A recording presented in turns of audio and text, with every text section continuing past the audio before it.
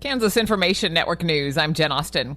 A woman was arrested and booked into the Riley County Jail on Sunday in connection with the death caused by illegal drugs. Roxanne Stewart has the story. The woman arrested is Penny Marie Webster of Manhattan. Webster is thought to have been connected to the overdose death of a 61-year-old man in Manhattan in 2021. Riley County officials suspect Webster caused the death of the man in question. She's also suspected of distributing narcotics of an unknown quantity. Webster remains in the Riley County Jail on a $125,000 bond. Riley County Police say the investigation into the case continues. I'm Roxanne Stewart. Local law enforcement authorities are investigating a criminal destruction of property case in Manhattan. Police said a man poured glue all over his vehicle and others' vehicles in the 1200 block of Bertrand Street on Friday afternoon in Manhattan. The Hutchinson Post said officers listed a 26-year-old man as the victim who reported a known suspect. The total loss is about $2,700. This is Kansas Information Network News.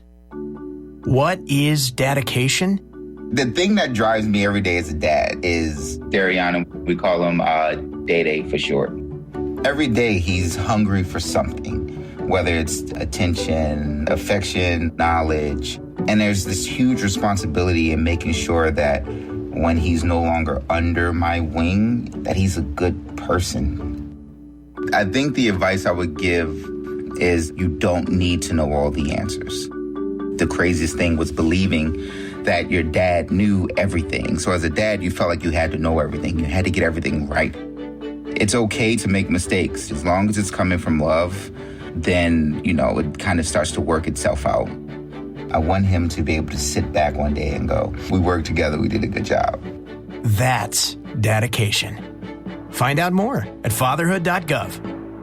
Brought to you by the U.S. Department of Health and Human Services and the Ad Council. Good morning, I'm Natalie Hadley with your KQNK News.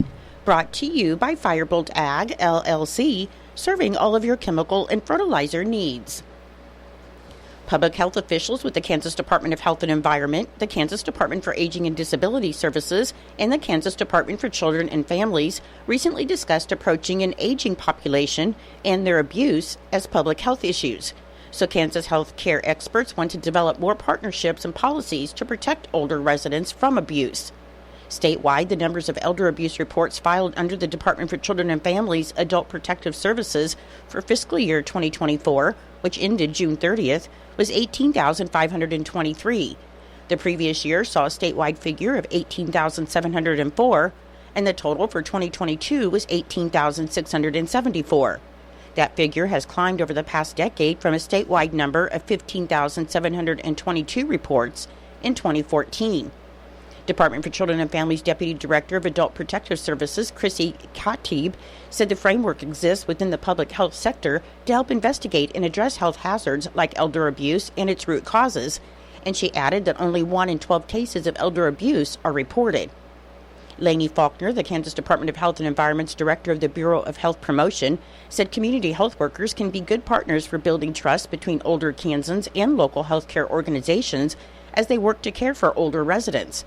And Carrie Bruffett, the Kansas Health Institute President and CEO, said Kansas Health Institute staff created the Age-Friendly Kansas Advisory Committee as part of its proactive approach to serving an older population.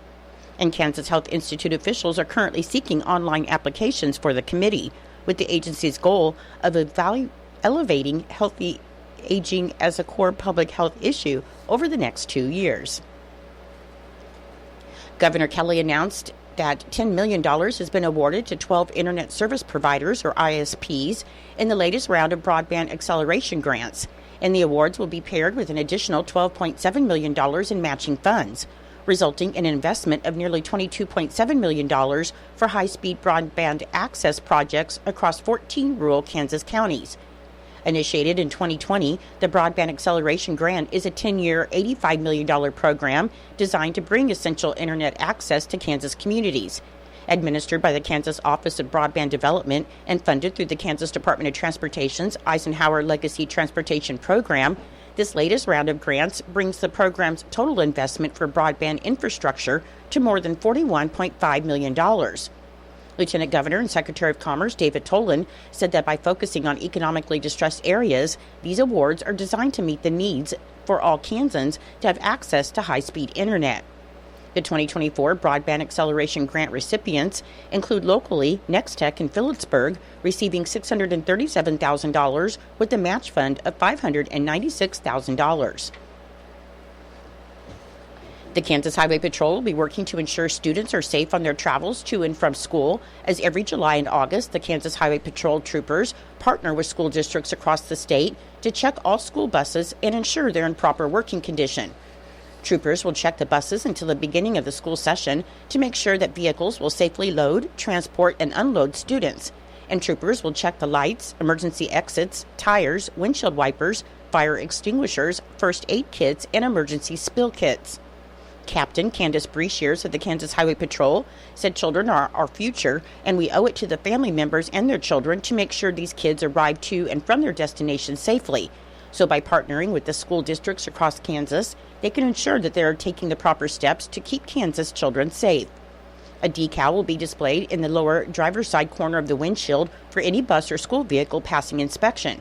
And vehicles that do not comply with safety regulations cannot be used to transport students until all defects are corrected and a trooper rechecks the vehicle.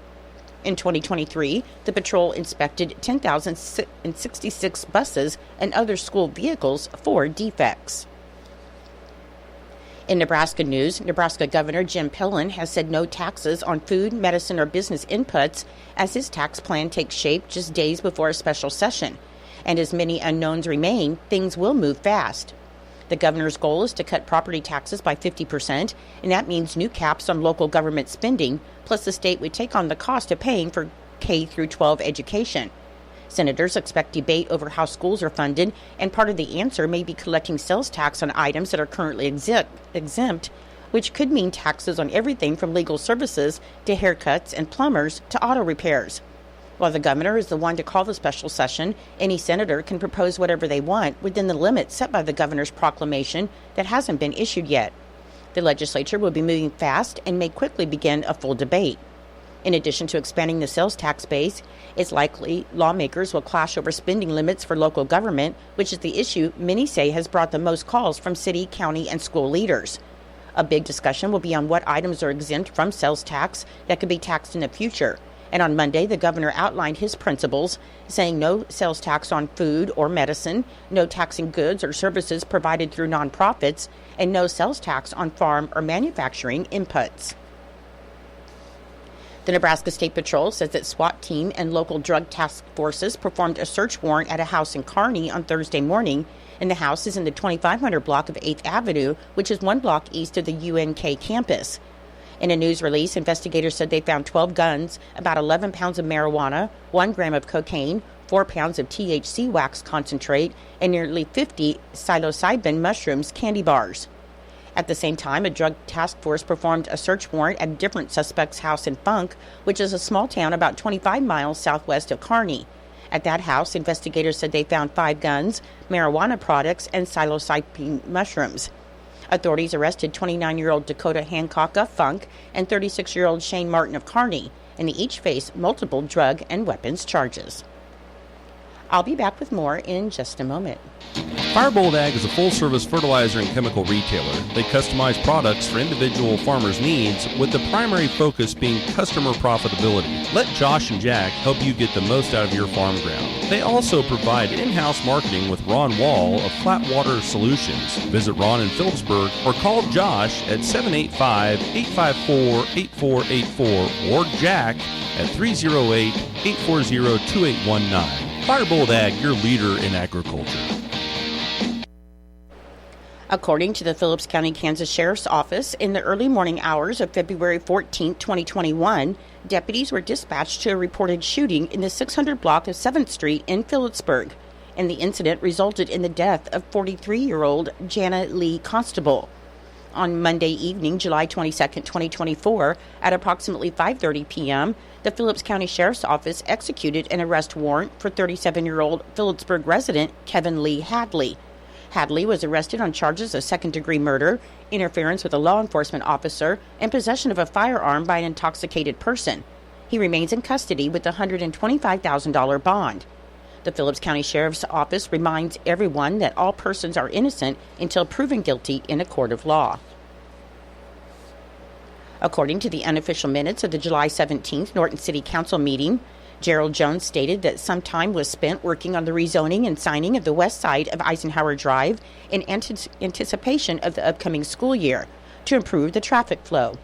At the present, curbs have been painted on the west side of the street in the appropriate areas, and the signs have been put up. The bottleneck area that they have been referring to at the north end of Eisenhower Drive has been properly signed as no parking at any time. The section down south of Crane Street on the dogleg has been signed and appears to be appropriate. The center section from the dogleg down to the center walkway that goes into Eisenhower School is presently signed as no parking school days from 7:30 a.m. to 4 p.m., according to recently passed ordinances. It should be signed as a loading zone. Gerald requested that it be signed appropriately in the near future so there's no confusion at the beginning of the school year. Jason Jones stated that he thinks it would also be helpful to increase the amount of signage in that area. Jason Jones asked for a status update on the emergency sirens, and Alex McKenna reported on behalf of the city administrator, James Maru, that the materials came in on June 22nd and 23rd. He said the contractor said that he will most likely need to reprogram them, so as of right now, the plan is to change them this week on Thursday and Friday. Jason stated he's still having citizens reach out to him regarding the sirens, as it seems to be gaining traction that there is raising concern on the ability to hear the sirens. Jason stated he feels that some testing and trials may be needed to be done first once the current sirens are fixed to see if that corrects the issue. However, if they continue to have problems, they should see if any additional sirens are needed. Jason reported a concern was brought to his attention that when a call is made to the city office during business hours and someone wants to speak to a person, they leave a phone number and are told they will be called back, but then they do not receive a call back. Jason requested a conversation be had to see that people are called back in a timely fashion. Jason Jones then stated there will be a personnel committee meeting at 4 p.m. on July 25th. Dale Jacobson requested a work session to discuss the 2025 budget as chair of the Finance Committee, and Dennis Gilhausen stated that he would organize a work session.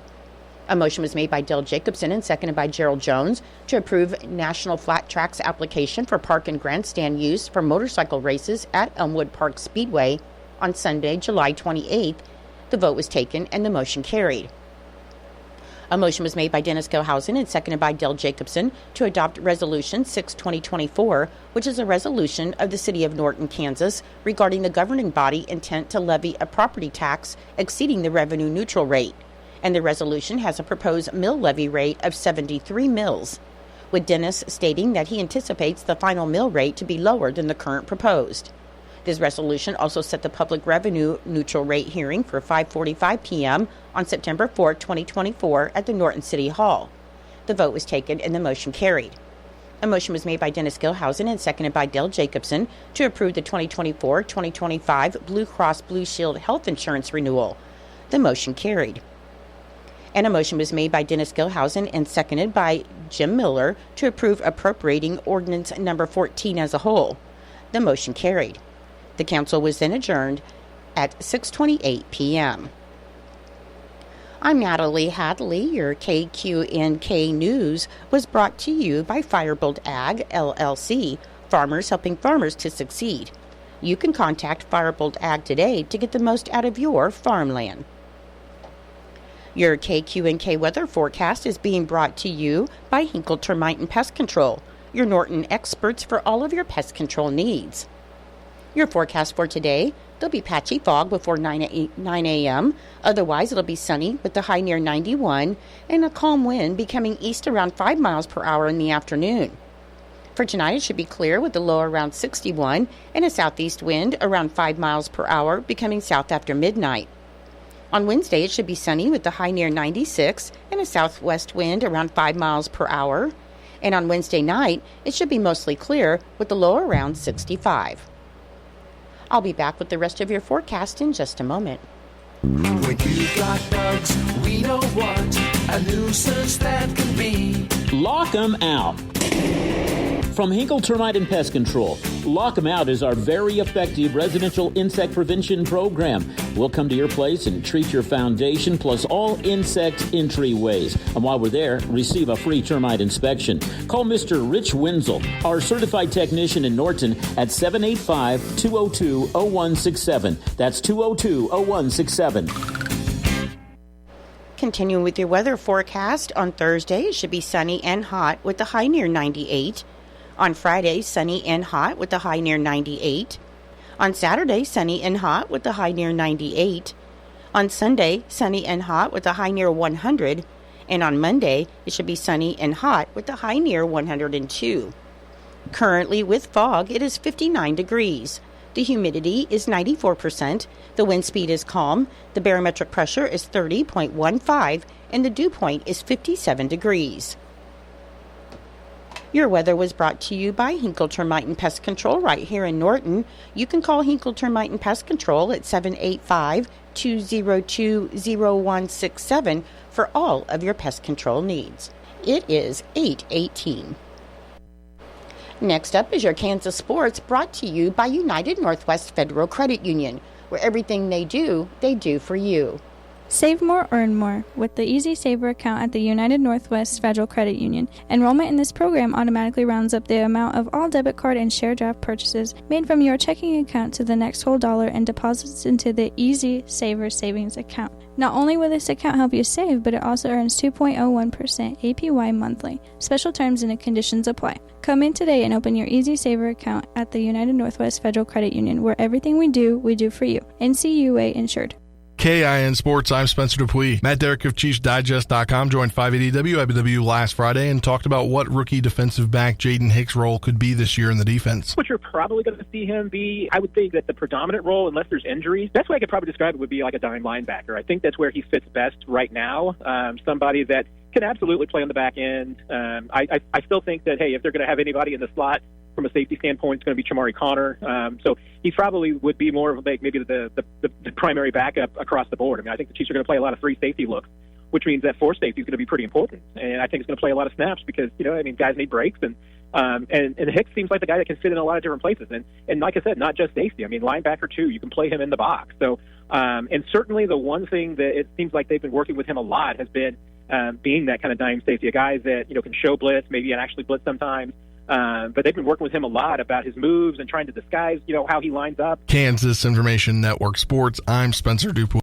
Hey, Dad, how do airplanes fly? What's in this box? Can I touch this?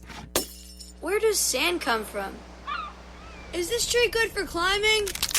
What happens if I mix these two things together? How are babies made? What does this thing do? Kids are curious about everything, including guns. Talking to them about gun safety in your home is a good first step, but you can do more. Always keep your guns locked, unloaded, and stored separately from ammunition. Storing your guns securely is the best way to prevent family fire, including unintentional shootings. For more information on safe gun storage and ways to keep your family safe, visit endfamilyfire.org. That's endfamilyfire.org. What do we keep in the attic? What's this thing called? Can I ride my bike backwards? Like I said, kids are curious. It's up to us to keep them safe. Brought to you by End Family Fire, Brady, and the Ad Council. It's true, many of us spend more time thinking about what's for dinner than preparing for retirement. But if you think your retirement needs deserve more attention, I agree, and I'd like to help. I'm Edward Jones Financial Advisor Philip Eisenhagen. Together we can give your long-term retirement strategy the attention it deserves. Stop by our office at 418 East Holm here in Norton or call 877-3373. Edward Jones, Making Sense of Investing, member SIPC.